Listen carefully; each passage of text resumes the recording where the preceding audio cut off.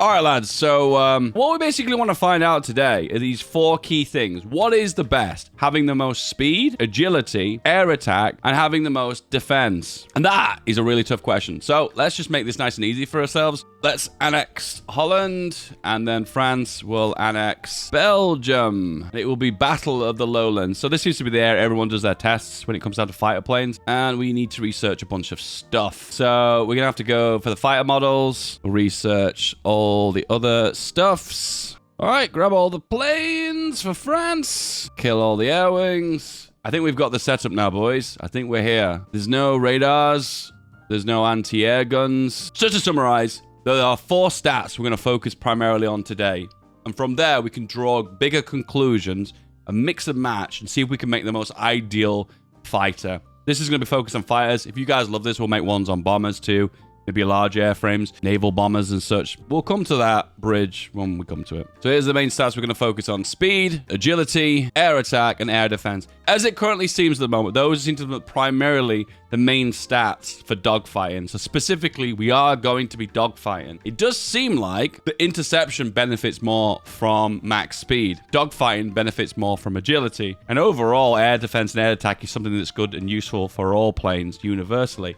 However, let's do these tests and actually find out. There is one thing to note too. In the latest patch notes, it made a mention that they've reworked how agility works. They didn't specifically go into the depths of what the numbers actually meant and what were the reductions basically. Was it a 5% reduction? Was it a 100% reduction? We don't know because they specifically just said it was a reduced amount. Because the old meta was to stack as much agility as possible, and it did reflect on overall more firepower. And it was quite easy to do too, because all you had to do is get the latest model and then add on the biggest amount of agility, which was added by the old system we used to add it on with using Air XP. But now obviously it's a lot more complex. So I guess we could make a basic overall plane as like a testing ground. I'm not sure how accurate this would actually be or whether it's a good test, but we'll just go with this. And this is going to be as the German plane. And then we'll face it against, let's go for speed. Let's see if we can stack as much speed as possible. So basically, we're going to make the exact same plane on the other side. However, the difference is going to be, this one's going to be significantly faster. So small airframe and stack it with machine guns. And we're basically going to put the biggest engine on, which gives speed of 838 kilometers per hour. What if it's a single engine? 834.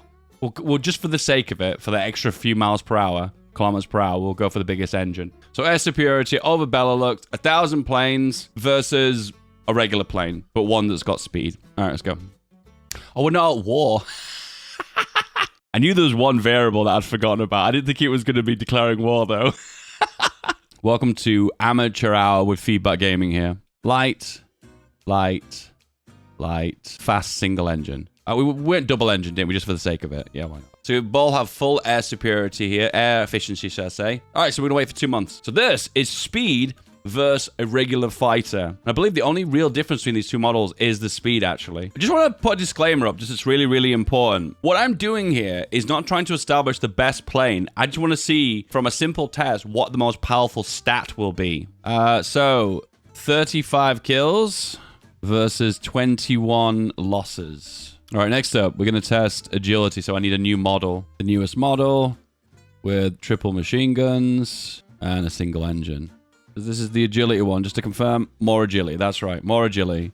43. Wow. Just something to know, what does the extra chassis give you? I'm just super curious. Agility, goes without saying. The air attack's the same. The speed is slightly slower, a tiny little bit more air defense. That variable is so small, it doesn't make a big impact. So there are 2 variables on this one that can make a big impact. One, we're getting significantly less speed because we're loading it with more stuff. And secondly, the agility is less due to the fact that we've loaded it with so much stuff. However, the air attack is about double. Oh my god, air attack is devastating. 66 versus 45. All right, last one is defense. And he's going to have the same engine as the previous one, but now we're going to stack defense. To keep it nice and simple, is we're just going to add armor plates on. The only difficulty with this is if we add on significant armor plates, they might not even have the range. That's a factor I never even thought of. All right, are we good to go now? Yeah, there is enough range.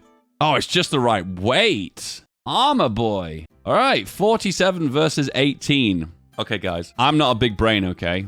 I'm not a big brain. We can clearly see that agility doesn't seem to matter. The difference in air attack is really strange. Why am I taking more losses with air attack as well? So the most effective seems to be defense overall for the ratio, and also speed, surprisingly. But also attack's pretty good. Agility seems to be useless. Air attack comes at the cost of agility. Oh, so that might explain why the losses are so high for attack, because you've lost so much agility. So maybe agility is providing protection, but only under certain circumstances. To take it from here, we'd have to do a combination of speed and agility, and maybe attack and defense, and just to see the results. Pair agility and attack, and speed and defense. Agility and attack. Okay, so we need the small plane, and we're going to stack attack. 1 cannon, 2 smalls, 2 heavies. So now this has got high agility, because I've gone for the more up-to-date plane, and this has got loads of air attack. I have a funny feeling this is going to give the best result. Oh my god, this is an absolute cakewalk. 88-31. So now we're going to do defense and speed. So we're going on super big engine and focusing on defense. All right, 62 versus 19. Am I taking production costs into account? No, because I don't care. I guess what I'm doing right now is I'm trying to create a plane that I would make in my games. And I always focus on min-maxing, so I don't care about making the right amount of numbers. Speed and agility, so we need the most up-to-date one. And speed, so we go for a big chunky engine. Heavy fighters aren't good. I mean, they used to be shit, but they've nerfed agility, so maybe heavy fighters are really good now. Who knows? If agility really doesn't matter, then I guess heavy fighters are based, aren't they? 67 versus 37. So the best combination we've got now is defense and speed, isn't it? So the last one now is defense and attack. I feel like this is going to be the winner. Does anyone want to put money on this? Try a medium airframe with 4 heavy. I suppose if production... You know what? You're actually right. If I don't care about the production cost, I should be making medium, shouldn't I? That's something I've just not thought of. That's just not entered my head. I guess I'm trying to like think of all the simple variables to begin with before working on like different airframes, for instance. But I guess I'm working on advanced ones, I guess. Attack and defense. So this is going to be Oh, I realize that I can't do this one because I'm going to go over my weight limit, aren't I? This is the one that I can't actually do completely legitimately. Put a bigger engine on both sides. That guy is smart. That is smart. Okay, so I'd have to go for engine 3. Just double check. So we're focusing on attack, 20 attack. We've got loads of armor on it as well. We've had to put a bigger engine on it as well. To be fair, this plane I'm using right now for France, this is actually the closest thing you can get to kind of a real plane that you would actually use in game. See the result, 66 versus 19. And it's the winner. It is the winner, I was right.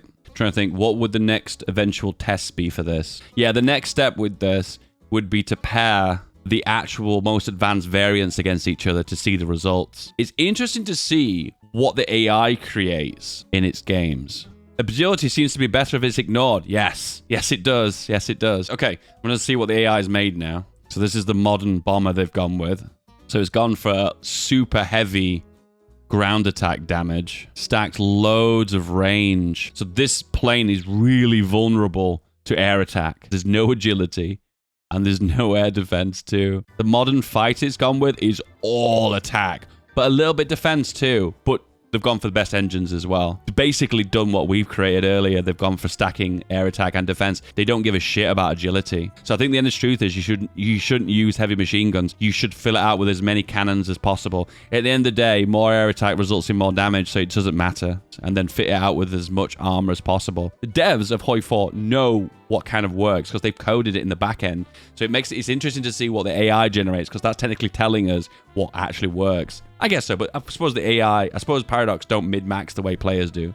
Interesting focus on air attack and also ground attack too, but no defense. The AI doesn't put any defense on its bombers. It means their bombers are going to get shredded. We can conclude that more testing is required. More advanced planes versus more advanced planes to see what stats move slightly ahead of other ones. Because there's a weight ratio that applies when you build these, you have to focus either more on the attack or more on the defense. Which one is the best ratio overall? At the moment, kind of looks like air attack edges ahead, and it looks like you can stack more air attack than defense anyway, so it's probably the one you want to go with. But overall, we've got some really interesting results. Once again, these are not advanced tests, okay? These are super dumb, simple ones, just to get a basic overview. But I think that was really interesting result. Don't forget to like and to subscribe. This is the video you want next. This one. This is the video.